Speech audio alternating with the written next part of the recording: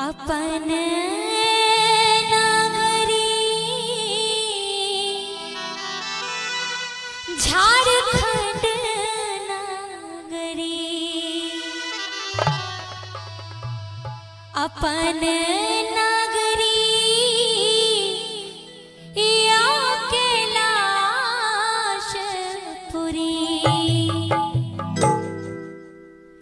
यु बाबा यु दानी यु भोला लेने चलियो हमरो अपन नगरी यु बाबा लेने चलियो हमरो अपन नगरी अपन नगरी झारखंड नगरी अपन नगरी या कैलाशपुरी यु बाबा यु दानी यु भोला लेने चलियो हमरो अपन नगरी यु बाबा लेने चलियो हमरो अपन नगरी।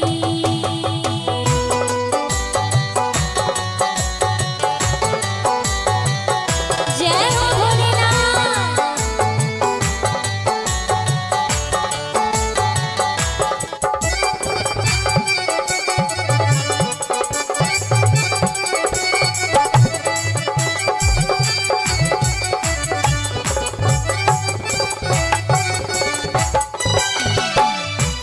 अंगना बहारब बाबा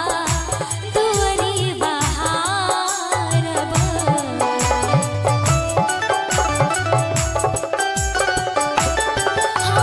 अंगना बहारब दानी दुआरी बहारब अंगना बहारब भोला दुआरी बहारब और बहारब बस हाके डगरी यु बाबा और बहारब बस हाके डगरी